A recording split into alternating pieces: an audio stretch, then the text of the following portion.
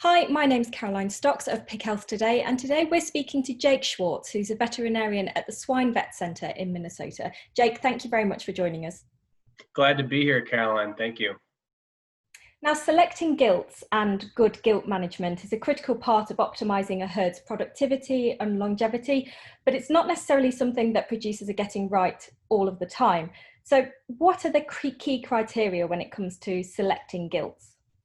Right. So when it comes to gilt production and longevity in general, I kind of tend to put things in two separate buckets when it comes to gilts. One would be health and health management, how you're managing that gilt all the way from weaner age all the way up to breeding, and then production.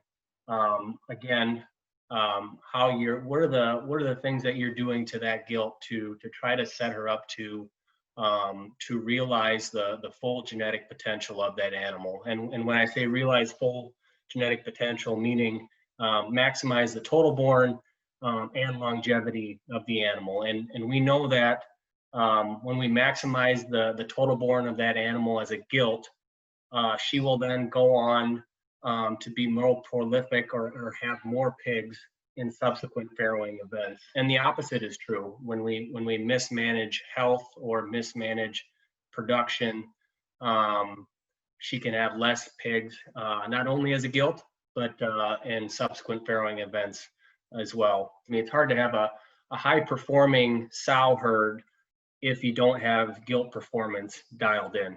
Those are kind of the two buckets that I think about, health and production. From a health standpoint, some of the things that I think about when it comes to managing diseases around gilt performance, one would be managing PRRS. PRRS is a disease that we filter. We like to do a lot of different things to try to keep that virus out of herds, but the unfortunate reality is it's something that, depending on your geography, that you're just going to have to live with. But there's an appropriate way to live with and an inappropriate way to live with PRRS with respect to gilt performance. So whether that PRRS management strategy involves vaccine or serum exposure, the timing of those two events, either serum or vaccination, is important. And it's important that it's done early in that gilt's life. So one, that she's not, when she farrows the first time, that she's not giving birth to PRRS positive pigs, but also from a reproductive standpoint, what we don't want is PRRS exposure to a gilt around the time of breeding or shortly after breeding. When we do that, we have more mummies and have a lower total born and have other reproductive effects. Another reproductive disease that we sometimes we'll see, not nearly as often as PRRS, but occasionally, is parvovirus type 1. And in general, it's not a disease that producers need to live with. And when we do see it not managed properly, we'll see elevated mummies in the P1 stage. And so when you have that, that tells you that that animal is getting exposed to parvovirus for the first time post-breeding. And in general, there are ways to get exposure to parvovirus, either exposure along with proper vaccination early on to ensure that we have mummies in acceptable rate and realize the full genetic potential of that gilt from a total born standpoint. So those are some of the reproductive diseases then that people should be concerned about, but are there other details that people could be looking at more closely in terms of weight or age or back fat? What should people be aiming for? With the management or production bucket, really the biggest thing that I see, Caroline, is breeding gilts on their first heat. It's been well documented that when we do that, when we breed an animal on her first estrus, we give up total born and we give up farrow rate. And so proper management includes heat no servicing and breeding on a second or third heat. Just looking through the whole spectrum of when we get that gilt from wean age to breeding, and where are the opportunities where we can maybe flow something different that would allow us to heat no service and breed more animals on a second or third heat. So that would be by far the biggest. With respect to gilt management, the idea that age is an indicator of sexual maturity, it's really not. Some animals will cycle for the first time when they're 24 or 25 weeks of age. Others will cycle for the first time when they're 30, 31 weeks of age. So it's kind of a bell curve. And so the bottom line is that age shouldn't be used as an indicator for sexual maturity. It really is about heat no service, and documenting that first heat would be some of the most important things.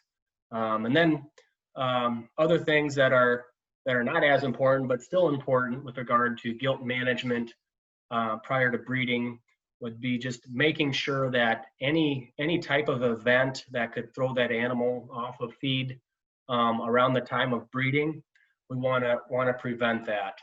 So making sure that if we're going to acclimate her to a stall, that's done at least 14 days before we breed her.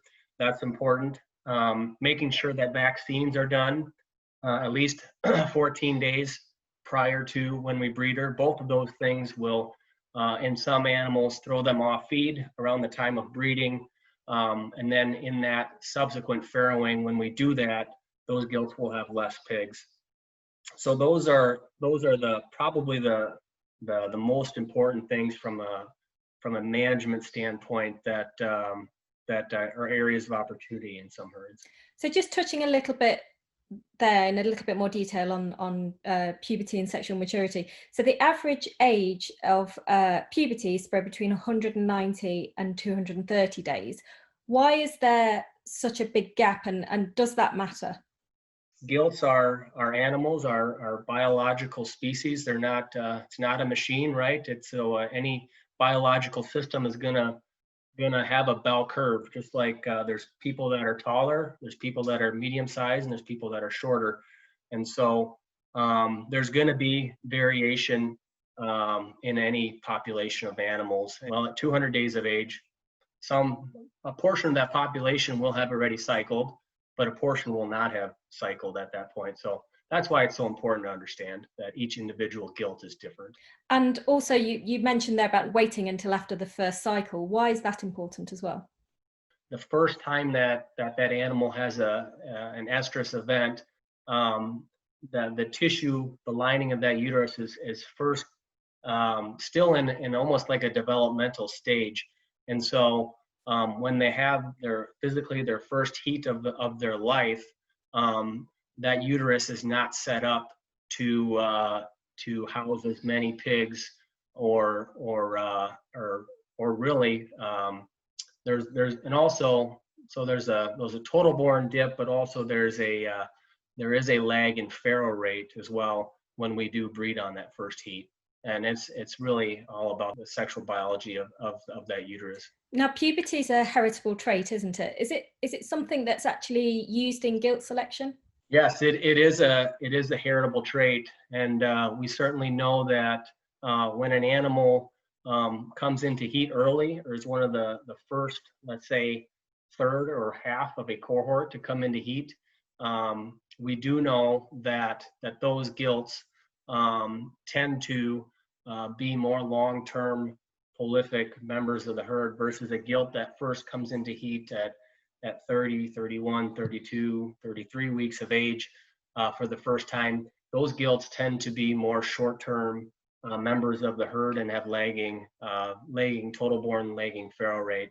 And so that goes kind of back to some of the pillars of gilt production on farms where you can or even multipliers where you can have the ability to only select the gilts that are cycling by, say, 30, 31 weeks of age and younger, and then calling out everything that cycles after that time frame would go a long way to producing a herd that's more prolific, efficient, etc. So at what point do you make the final selection for gilt breeding? Is there a specific process that you go through? Do you house them differently?